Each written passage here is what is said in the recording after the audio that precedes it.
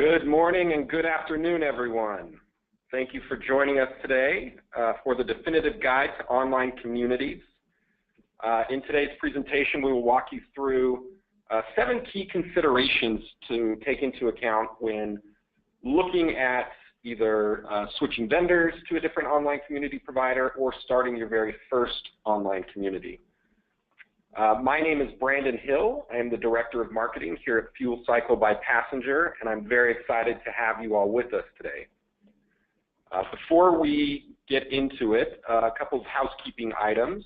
We will conduct a Q&A session at the end of today's presentation. If you have questions at any time throughout the presentation, feel free to submit them to either the question or the chat box inside the GoToWebinar interface. We'll catalog those throughout and come back to them at the end of the presentation. Also, I wanted to mention, if you haven't joined us before on any of our other webinars, we have a pretty substantial catalog of webinars, white papers, and other industry resources located at fuelcycle.com, and then if you navigate to the resources section, you'll find a variety of those, which I encourage you to take a look at when you have time. Today's webinar will probably run, I would think, 25 to 30 minutes for the meat of the presentation, and then we will jump into a 10 to 15 minute Q&A session, which should give you plenty of time for a coffee break or some soda before your next meeting at the top of the hour. Also, finally, I want to point out this webinar will be the kind of the outline or basis for an upcoming white paper that each of you should get an email to download and take advantage of that as well. So, with that, I would like to introduce our first presenter of the day. For those of you that have sat with us on webinars previously, forgive me for the same old song and dance, but Rick is really our in-house expert on insights, customer experience, anything that has to do with customers and that engagement between brands and customers. So I'm thrilled to have him driving today's presentation. A couple of points about Rick. He has spent most of his career in the market research industry, working closely with clients and operations teams to ensure clients' needs are met.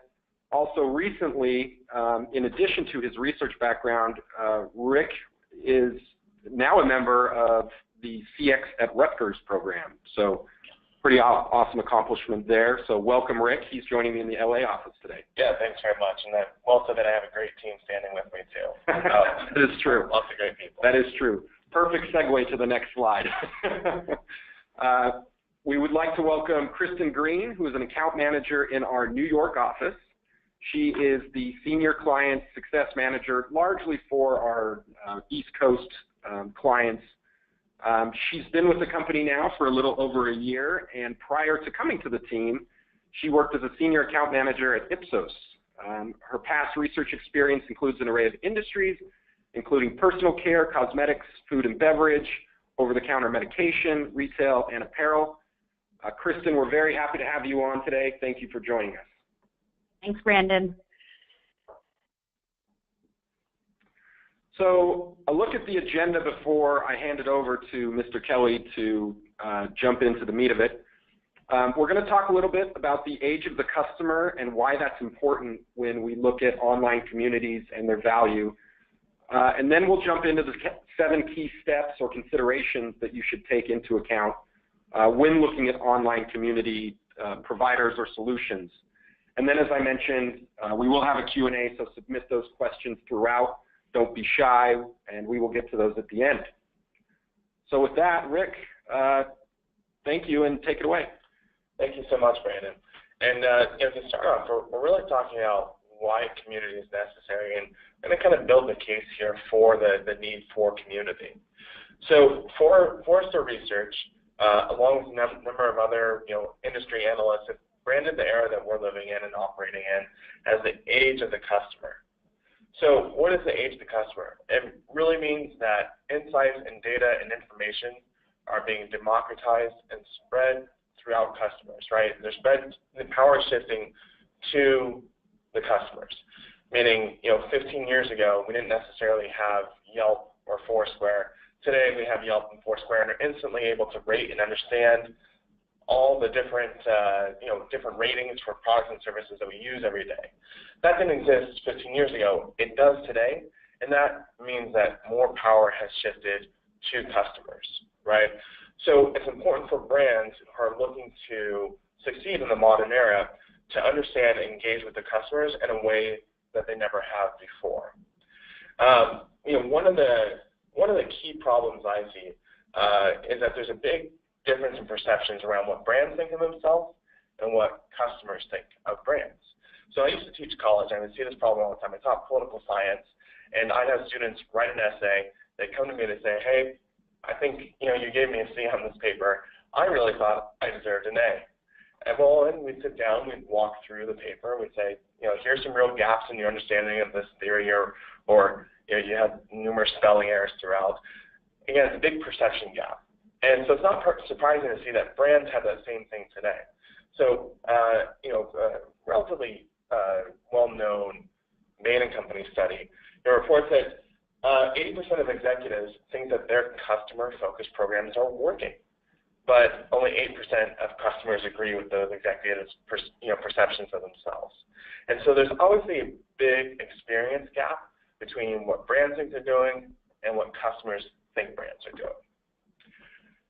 So I think, to put it bluntly and very succinctly, is that the status quo, what we're doing today, isn't working, right? So we have a number of programs that are great, they're wonderful, we need them. Things like customer support centers, so you build up these big contact centers, online forums for people to interact with one another. We collect more data on our customers to try and micro-target them in a way that we never have before. We're measuring, customer satisfaction at every turn, but really, it's obviously not working in the way that we would expect it to if there's this huge gap between what companies think of themselves and what consumers think of themselves. So the question really is, how do we bridge this gap? And so at Fuel Cycle, we really believe that the solution to bridging the gap and bringing customers and businesses closer together is community. So community goes beyond transactional one-time experiences, a survey sent out after a sale, for instance. And we're building relationships and an ecosystem around an organization so that they have an on-tap, on-demand group to go to understand what they're trying to accomplish, right? Or to understand how they're being measured, what customers think of them. They're collecting organic data, they're collecting survey data, all inside a community. So communities unite organizations and all their stakeholders. This is their customers, their partners, and their employees. And relationship building between an organization and its stakeholders is imperative in the age of the customer, right? So we're very strong believers in community, and we believe that we offer something that will help organizations bridge that experience gap that exists today. So, hopefully I've been able to shortly make the case for communities. Again, this is covered extensively, on our website, some of our thought pieces, and previous webinars that we've conducted. And today we're going to bring out or highlight 7 key questions that you need to answer in order to be successful with your community. These are things that you may not have considered. So we know there's a lot of executive imperatives that are laid out at the end of the year saying, hey, what do we need to do to succeed in 2017? Well, community is going to be a great way to do that. You're probably having conversations internally around community, which is why you're here listening to the webinar. So the questions that we're covering today are going to just cover a broad spectrum of things that you may not have considered, and hopefully you're going to find this valuable as we discuss today. So our first question, and just quick background on the format. So what we're going to do is we're going to ask the question, kind of explain why it's important, and we'll have a quick case study that's shared by Kristen that explains how our customers answered this question using Fuel Cycle. So last month, we did a webinar with Forrester on the different purposes of online communities. If you didn't have a chance to listen to it, I strongly encourage you to go to fuelcycle.com and look at our resources tab. You'll find all our webinars there. And the real question was, what we did there is we highlighted that there's 4 different types of communities that you can build. So you might be building a community of followers on Reddit or Instagram, whatever it might be, or you might be building a community of your customers and stakeholders on our platform. And so one of the keys to success, right, for a community is knowing exactly why you're building it. What do you want to get out of it? When you get to Q3, Q4 next year, and you sit down as a department and you say, well, what did we achieve? Did we achieve our goals? Knowing your goals is really important. And so for us, we look at key areas where we operate. And this is really around member engagement, measuring customer journey, customer insights, and of course, brand advocacy. Our platform provides something that's like naturally social and engaging for customers to be part of. But overall, you should know exactly why you're building a community. And Kristen has a quick story I'm going to tell you about. She's going to tell you about the UPS store. Thanks, Rick. So we've partnered with the UPS store on their community for small business owners for the past few years now.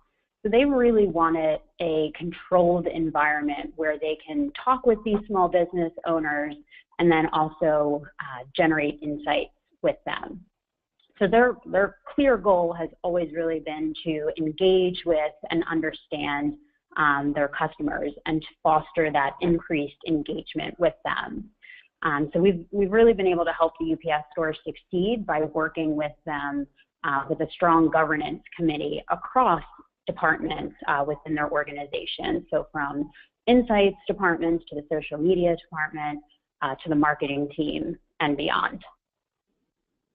Yeah, absolutely. I think that strong governance you mentioned has been really critical to making them successful, is they know exactly why they have it, how they're measuring, and every group has a say in what goes into the community. Absolutely. The second key question here is, what internal bandwidth or resources are you able to dedicate to the project? So again, this is another great question because the axiom, if we build it, will they come? Or they will come? Frankly, not necessarily. Like, a community is more than just a tool that you flip on and off whenever you want it. A community requires nurturing and engagement. I promise you, in our internal studies when we talk with our customers, we hear nothing more than the fact that there's so much ROI that comes out of communities, but it's important for us to know what resources you're able to dedicate to the project. So there's lots of things that you should consider. What's your community size? How many projects or things are you trying to accomplish in the community? And what are your overall engagement options and the level of moderation and involvement that you want to have with the community? So making a community successful requires the right resources. Fortunately, we offer a lot of flexible service options to work with you to make this successful. So about 60% of our clients are pretty much self-service, meaning they're doing this almost entirely on their own, and about 40% come to us for ongoing support and some level of service. So again, your engagement with us and knowing what your community should look like really depends on what you're trying to achieve out of it, and partnering with us during the onboarding process to understand your needs is important to make this successful. I think Kristen has another quick story to share about one of our partners at Elle. Yeah, absolutely. So as Rick mentioned, it is a very flexible or unique services model. So we will work with clients up front to figure out what is going to work best for them given their community needs. Elle is a great example of our blended model of services support. So at times they'll author and create the community content and then rely on us for more advanced content creation. If they're feeling the crunch and they've got less time to dedicate on their side, they'll look to us to take on more of the content creation for them. So it's really just those open lines of communication with our customers to figure out the service level that they need at that time. And we're really able to scale up and scale down based on those needs, giving them the maximum flexibility.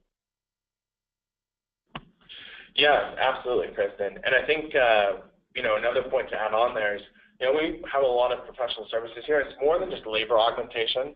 We have real value add, experts in the field. So it's the types of research to do in community, or dedicated community managers that end up being a real value add to our customers. And that's something that we scope out and work out with, during the onboarding process. It's really understanding your needs and how we're going to help you make you successful. I think our third question here is, how long will it take to implement? So this is the community. How long is this going to take to set up?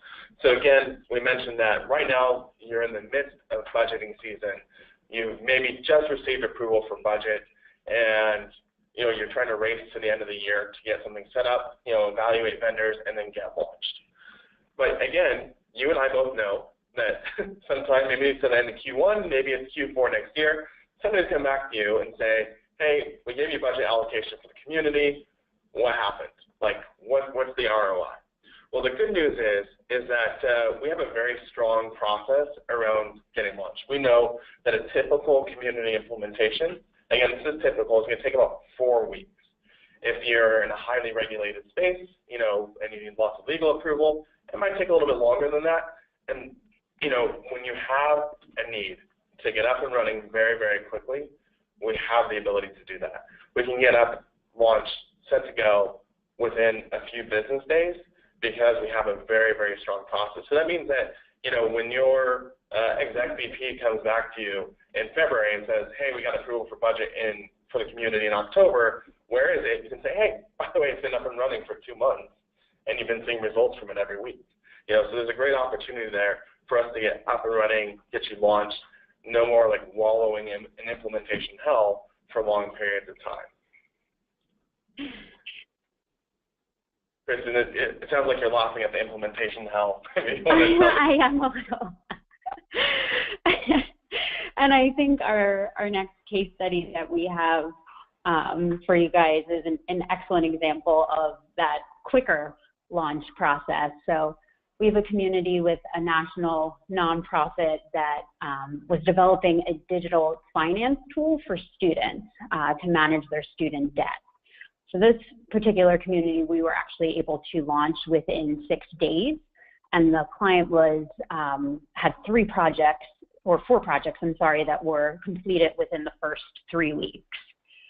So as Rick mentioned, it really is that strong process and strong recommendations that we already have in place that allows our clients to move very quickly through this launch and implementation process.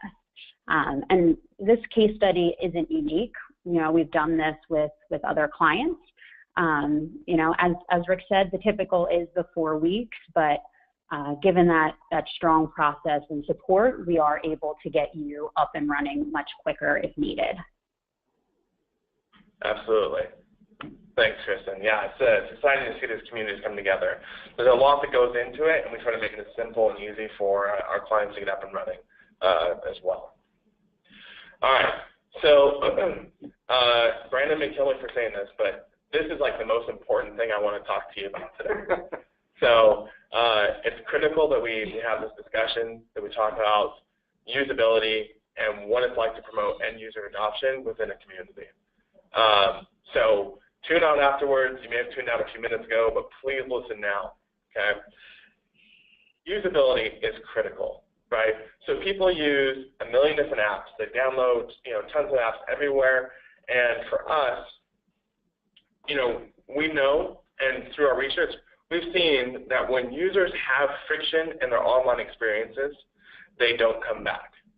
Meaning that if your community platform is hard to use, if it's confusing, your users will not stay engaged and they will not come back.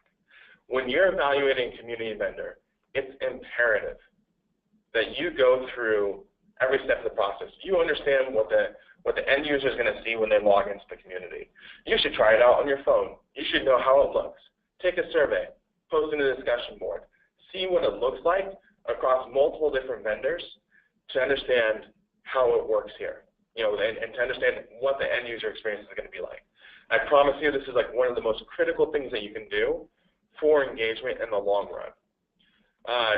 Fortunately for us, I can say this because I'm extremely confident in our platform and our capabilities. It's natively social. You log into it and it feels intuitive, the navigation is clear, you understand what you're doing inside the community. And one of the most important things, and we're going to talk about this in the next story too, is it's mobile responsive. It's incredible. It's usable on any device, and having that usability across any device and just in general is so important. And again, when we think about your side, your business side, 60% of our customers are entirely self-service, meaning that they're running the platform almost entirely on their own. And so building tools that allow both our business users and your end users, your customers and stakeholders to be successful is critical. You should understand what this looks like and how it's going to feel when you're sitting in the driver's seat. Sorry, Kristen, that's my impassioned speech. I'm going to turn it over to you. I love it. It's great. So looking at our next use case here, Hertz has built a community of their loyalty program members and really have a highly engaged audience here. And the key for them has really been utilizing the multiple tools that we have within the community. So every time members come in, they're being asked to participate in an activity that's new and different and interesting to them. So they're utilizing our white labeled mobile app, which Rick has mentioned. They're doing surveys, discussion boards, live chat, and much more to encourage engagement from their loyalty program members. So as a result of this, community members are staying in the community more than 5 minutes per session. It's really incredible to think about that level of engagement, and what marketer wouldn't be jealous of that level of engagement and eyeballs on what you want people to be looking at for 5 minutes or more. So this really allows Hertz to collect a wide variety of data and maintain that strong relationship with their most loyal customers. Yeah, and again, that 5 minutes in the community, that's not an anomaly, right? Like Hertz happens to be the case study here, but we could go to just about any of our clients and see like the overall level of engagement that they have, and it would blow most marketers' minds. Like it's pretty awesome. So I lied to you because I said I want you to really pay attention to the last thing about usability and effective end user adoption. I also really want you to pay attention to a seamless mobile experience. So I think we've heard enough like prognostication around like mobile is the future, everything should be mobile. Look, we live in the era of mobile computing. Most interactions with our platform across both B2B communities and B2C communities happen on mobile devices. Okay, so it's mobile, and that's what we really care about. And so community members are logging into the platform, whether it's like mobile web, they're responding to email, or in many cases we offer a white labeled mobile app. So this is your app, your logo, right? If you are Acme brand, it says Acme community on the app, and it looks and acts like everything you expect it would be.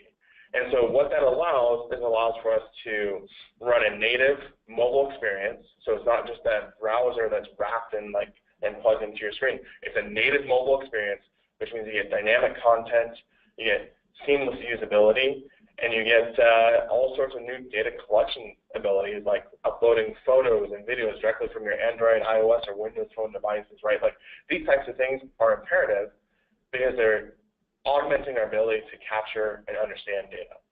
So your community, because your users are mobile, your community needs to have a seamless mobile experience as well. And Kristen, over to you. Yeah, so our client AIG has created what is called AIG Connections community of insurance purchasers. And they're a great example of using the white labeled mobile app. So having this branded mobile app for AIG Connections has allowed our members to do any type of activity directly through the app itself. So they can be participating in our questions and our research activities on the go. Anything from surveys to discussion boards to uploading videos and pictures, as Rick mentioned. And it's really a great tool not only for the members themselves, but for our clients as well, and for stakeholder engagement for them. So all of the key stakeholders over at AIG have the AIG Connections mobile app on their phone, and they're in there as well, interacting with the members, seeing how members are answering their questions, you know, on their way to the office, going from meetings, and even at home. So it really becomes a great tool, not only for the members themselves, but also for your key stakeholders. And just to, you know, reiterate what Rick said, it is a completely white labeled app. It's got AIG's logo, it's the name of their community, AIG Connections, and it really creates that seamless experience that's unique to the brand.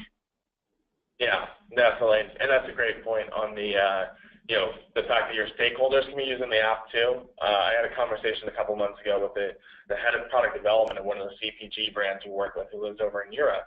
And he told me, you know, this app is the first thing I check when I wake up in the morning. So it's information, it's real time, and it's all right there.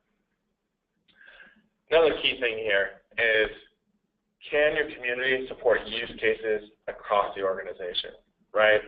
So for highest ROI, you want a community that serves your entire organization. And so for us, you know, oftentimes we start by working closely with a market research group or an insights group or a marketing or customer experience group inside a company. But then we find that their stakeholders and the entire organization want to work within the community. So pretty soon, you know, marketing is running, you know, stuff through, whether it's like price testing or ad testing, and then you have your customer care group who comes in and they realize that actually this is a great avenue for solving customer problems or resolving concerns. Is it can use as a, you know, as a spot to collect feedback to resolve concerns and share with people. A community should be an enterprise-wide community. It shouldn't be siloed away to dark departments, you know, or just siloed away to one group. It needs to serve the entire enterprise, because this community, it's your customers, and you're building out the ecosystem around your organization, right? This is connecting, building relationships between your organization, your customers, no matter which department that they sit in. And again, another great story coming from Rent-A-Center, just out in Texas, met with Rent-A-Center. They're a phenomenal example of how this works. Go for it, Kristen.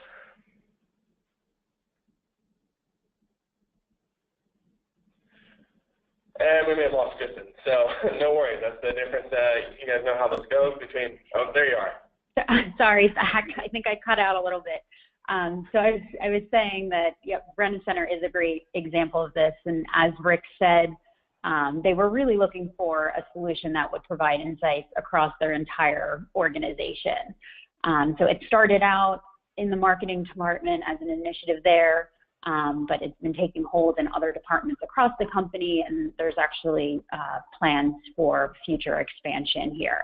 So as Rick was saying, you know, the merchandising team is in there trying to find the right product for customers. They have their pricing team in there looking for the right price for these products, as well as their marketing team making sure that they've got the right messaging for their products. So, you know, over time, the community has really helped Rent-A-Center build a more customer-centric approach and to put the customer at the center of decision-making across the organization. Yeah, I love it. That's great. This customer's at the center of decision-making. Cool. All right, and then our seventh question, until we get to your questions, is it compatible with your existing software? So, you know, we really believe, you know, we have our core focus. At Fuel Cycle, we build communities, right? We're building the backbone and the infrastructure around creating communities, but we also know that to succeed, there's lots of different systems that, you know, you work on every single day that should connect to the community, right? So it's Salesforce, it's Qualtrics, right? It's all these different types of tools that you're using that to plug into the community. And so things that we have, like we have an API that allows us to connect to survey tools that you're accustomed to and that you're using. So this is things like Qualtrics or Survey Gizmo. It integrates with your enterprise information, your database. So this is connecting to Salesforce and pulling in historical customer data. So again, we have an API to support that. And the reason this is so important, is that this data, this information that you're collecting in the community shouldn't live in a silo. It's augmented, it's supported by the other data and information that your company is collecting. And when it comes to the tools that you're using, things like Qualtrics or Survey Gizmo, like you're comfortable using those tools, right? And they're wonderful platforms and tools. And so we want to make sure that our users are able to succeed using the tools that they already know.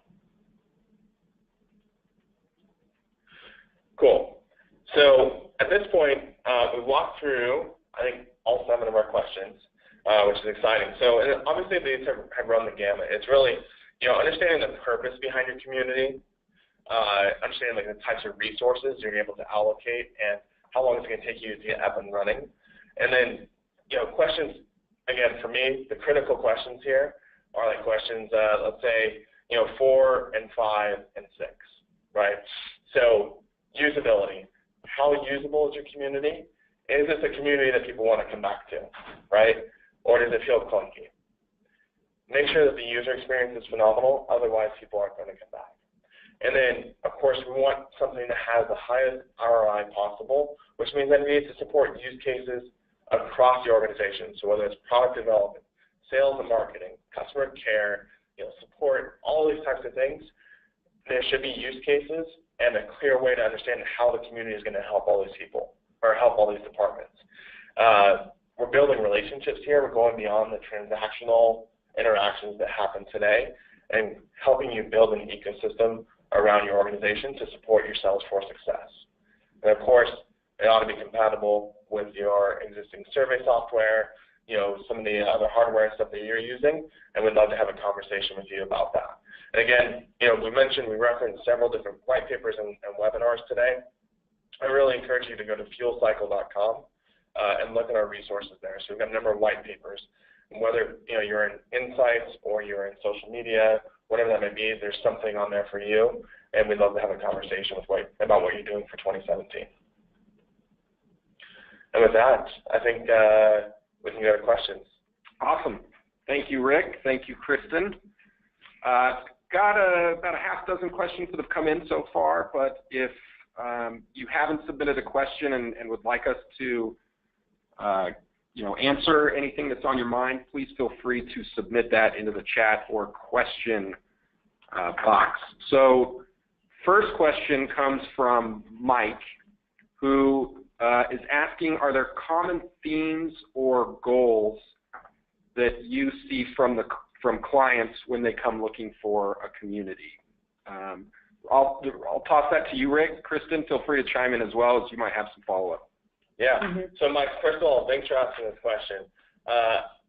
This is good. So, common themes when people come to us is they're looking for a way to engage with customers to better understand them.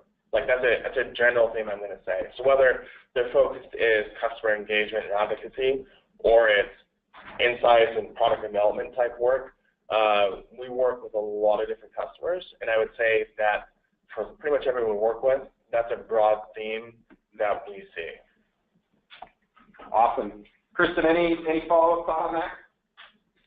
Yeah, I think I would just add to that a lot of our customers are also looking for a way to get insights quicker. So we know that, traditional market research studies typically take anywhere from 4 to 6 to 8 weeks to complete. And our clients are typically looking for a way that they can get that instantaneous feedback that a community really allows for them. Yeah, that makes sense. I mean, going back to the sort of customer-centric topic at the beginning, it really is, that instant lines of communication is so important nowadays. So Thank you, Kristen. Okay, next question comes from Thomas, who's asking, can you give some examples of how you keep your community engaged and keep them coming back? Again, I'll toss this to Rick. Kristen, I'm sure that you're going to have some thoughts on this as well. Yeah, so how do we keep communities engaged? Great question, Thomas. And by the way, you should totally ask this question of any vendor that you're talking with about their community. So fortunately, we have 10 years experience building communities with a lot of different brands. So one thing that we believe in strongly is there's value exchange, or there's value for community members as well as the brand, right? So during the onboarding process, we work with you closely to customize your overall engagement strategy for your community. But I can give you a couple quick examples. We worked with a worldwide B2B company that was trying to interact with decision makers at Fortune 1000 companies around the payment strategy, right? And so didn't necessarily want to give out like financial incentives or anything like that. So what we did, and what the brand did, is we gave out access to like exclusive information. So by participating in the community, people would unlock like a white paper with specialized information that was relevant to their role. Another major thing for both B2B and B2C communities is the organic interaction that happens between community members over time. So it's a network effect where the more interaction you have between people, the more likely you are to have interaction in the future. And so that's an important thing. And with consumers, it's we want to make sure that the experience is valuable, that it's fun, that it reflects like your brand. And then, in some cases, we're offering, modest financial incentives or like a sweepstakes. But really the crux of it is building community and building a relationship with your organization and your stakeholders. Awesome. Yeah, Rick, and if I can just add to that, I think, the only thing I would add is that, and also an important piece of it is closing the feedback loop with our members. So always making sure that they know that they're being heard. And they know that the brand or the client or the sponsor is using the feedback that they're providing, right? So it goes back to what Rick was saying with that two ways to make sure that the member is getting something out of it, as well as our client and brand. Yeah, and Kristen, I think that's a great point. I mean, we presented with Elle Magazine back in June at an ARS event, and that was, the main point of their presentation was talking about the value and the importance of closing that feedback loop as it relates to, this customer-centric world where people want their voice heard and they're willing, to share their opinions if they know that it's going for, something bigger than just, a survey touch point kind of a thing. Absolutely. Okay, next question comes from Janelle, who's wondering, why not just use a social platform for a community? Yeah. Again, in fact, for the rest of the questions, I'm just going to say Rick, but Kristen, feel free to follow up on any as well. Yeah. Will do. So, Janelle, that's really great. And I think, so obviously social platforms, you've got Reddit, you have Facebook, Instagram, Twitter, like a million things, Snapchat.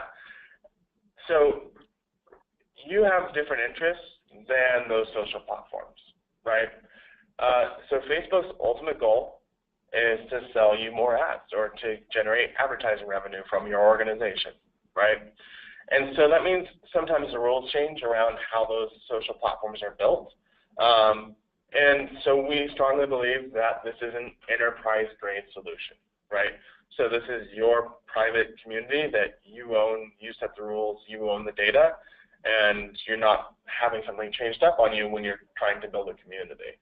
And, also just the other social platforms are missing the connection to the broader data sets that you're looking for. So if you're looking to integrate, past purchase data from your customers into the community to understand how past purchases affect, their survey responses or like the comments they're making in a community, you don't get that without that connection and without an enterprise-grade community. Awesome. Any follow-up on that, Kristen? No, I think I'm good on that one. I think Rick covered off on it all. Great. Okay, next question comes from Susan. Can you explain the shift, and I think she means the focus maybe, of communities being a traditional market research tool to a more broader, I'm paraphrasing, a broader solution across the enterprise, I think is what she's referring to. Yeah. So I think here we're talking about like the fact that for a long time there's been a duality in enterprise communities. So you've had,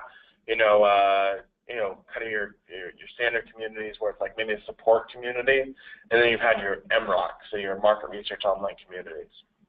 And really our origins are really in the MROC space, but we found that it's driven by our customers that they really want an enterprise-wide solution, and we believe we provide that solution. So it's a way to organically interact with customers, no matter which department you're sitting in. And so I think that as communities have become, more socialized within our clients' organizations, that more people want to have involvement in them.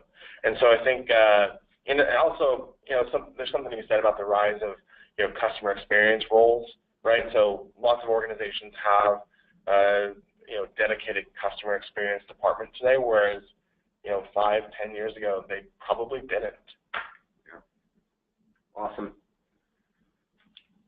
Okay.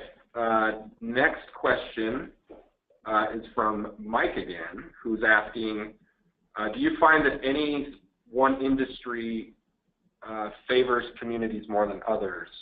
I think either of you could probably speak to this, but Rick, I'll kick it to you first since you're sitting next to me.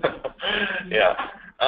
So again, our philosophy is really that every industry needs a community, right? It's developing an ecosystem. So, we see success across industries.